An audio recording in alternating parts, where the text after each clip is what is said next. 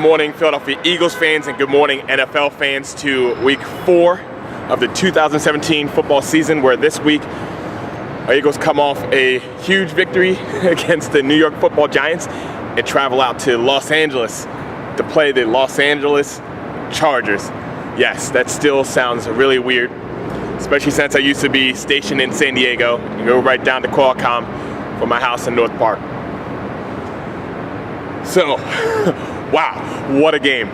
What an absolutely awesome, exciting game against the New York Football Giants. Well, last week, our Eagles absolutely controlled the game for 3 quarters. Found ourselves winning 14-0. Thought that we were just going to cruise to a victory, continue running the football, something that we have not done well yet this season. But we did very well against New York. And then things changed. Had some lapses, had some fumbles. Next thing you know, find ourselves down 21-14, like that. And where other teams could have said, hey, look, maybe these are the Giants everybody picked to win the NFC East. Maybe all the injuries have caught up with us. It's time for us to play super conservative and maybe just look forward to the next week and start making excuses. Our Eagles didn't. Yes, we are very, very thin in our secondary because Rodney McLeod is out. Jalen Watkins, I didn't even think I would be talking about him. He's out. Graham's out. Found out in the second half that Jordan Hicks out. Fletcher Cox out. Got Chris Maragos in the back. And whoever filling in a linebacker. And we're wondering, is this gonna last? Got Rasul Douglas, rookie from West Virginia, in. We got Jalen Mills being our shutdown corner, who's like a 7th round draft pick from LSU. He's going against Odell Beckham, which was huge. So, but you know what? Our Eagles found a way. Our Eagles found a way to come together and win. And keep pushing it. Offense and defense, we did not give up. Carson Wentz still throwing the ball down the field. Alshon Jeffrey was an absolute clutch catch and getting out of bounds with 1 second left. And Jake Elliott, which we'll talk a little bit more at the very end. But Jake Elliott coming up with a huge 61-yard game-winning field goal. Woo, can't say enough. Yes, I am wearing a hat today. I'm going to give a shout out to my buddy Andy. This hat actually couldn't fit him, so I buttered off him. But still looked pretty good on my head. I'm going to rock this for the rest of the season, or at least this week. Now going out to LA to play the Chargers. Now this is the weird tale of 2 different teams that could be completely the opposite directions of where we are right now. The Chargers are 0-3, where they could easily be 2-1. They have a rookie kicker too, and he has not come through in the clutch. They lost a close one against Denver, and they missed a game-winning field goal recently.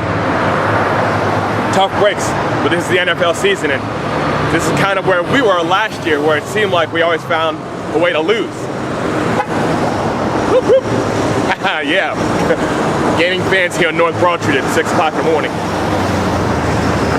But right now, the Chargers are finding ways to lose week in and week out, when they still have, in my opinion, a really good quarterback in Philip Rivers. Keenan Allen, which is a speedster. They have the tools to be good, especially on offense and on defense. They got Ingram and Bosa on both sides, and I think between the 2 of them, they have 7.5 sacks this season. Where Carson Wentz has been sacked 11 times, which is like tied for the 3rd most in the league.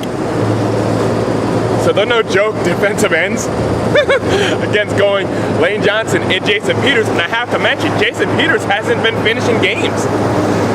So is Bosa really going against Jason Peters, or is he going against Vaitai? But their weakness, if you're going to pick out a weakness for the Chargers defense, it's going to be their linebackers and their safeties. Because they can kind of have those weaknesses. I mean, You don't want to have any weaknesses? Good morning, and go Birds. I'm telling you, week in and week out, this is what you have to do, the consistency, the heart, which I'm going to talk about in a second. Have a great day. Give a hug for the Birds. I'm telling you, and that's what I'm talking about. That's how I'm going to end this video this week. We can talk a lot about the X's and O's and Zach Ertz and how he's going to continue to dominate against the middle of defenses. We can also talk about how we can't have penalties and we need to consistently run with LeGarrette Blount, because that was an obvious. We were pounding the ball with LeGarrette Blount every single play that he was in, and it was working. We need to do more of that. Yes, we can talk about Darren Sproles being out for the rest of this season, unfortunately, and I hope he comes back next season, because I don't want him to end his career like this. They're loving it. New Jersey Transit's loving it. I guess we turned New Jersey Transit into an Eagles bus. Now the Giants stink.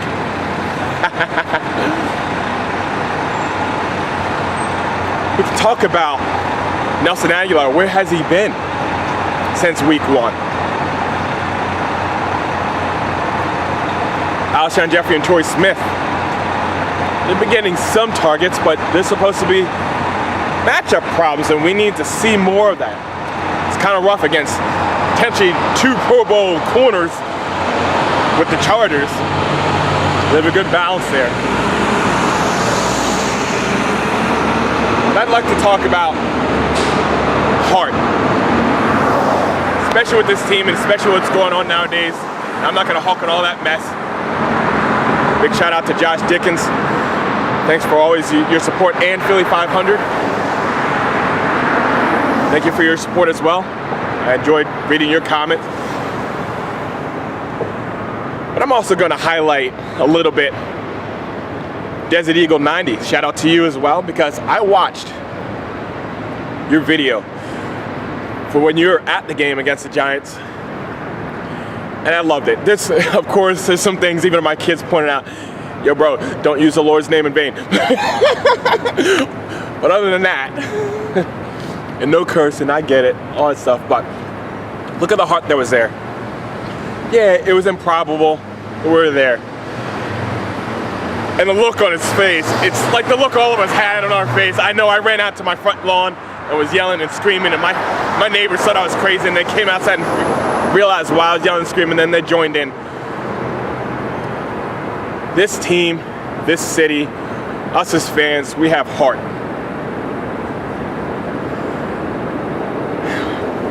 We don't give up. We don't care what people say. We don't. And we just do what we do and do the best that we can. And like last week, we left it all on the field and we came away with the victory. If we didn't, hey, you know what? Just like against Kansas City, I was proud of my team that they gave it their all. And I couldn't blame them, especially with all the injuries. But you know, we didn't use the injuries as an excuse. Next man up. You know what teams do that? Winners do, champions do. Next man up. Yeah, you got a rookie kicker. Put him in. Let's win this thing. Let's go home. And this is no different this week. We got a tough road game across the country in LA. Oakland didn't fare well when they came over to Washington. You know what? Crap happens. We don't make excuses now. It's time for us to run the ball. It's time for us to control the clock. It's time for us to be smart with the ball. And go to LA and make the Chargers become 0-4.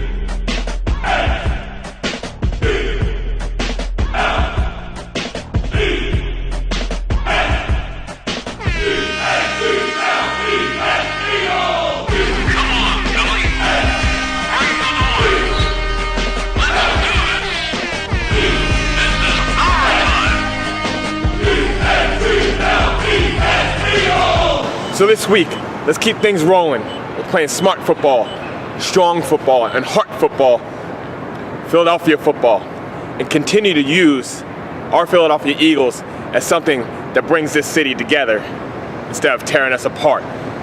Let's go out to LA and get a win. Go Birds! E-A-G-L-E-S, Eagles! Beat the Chargers.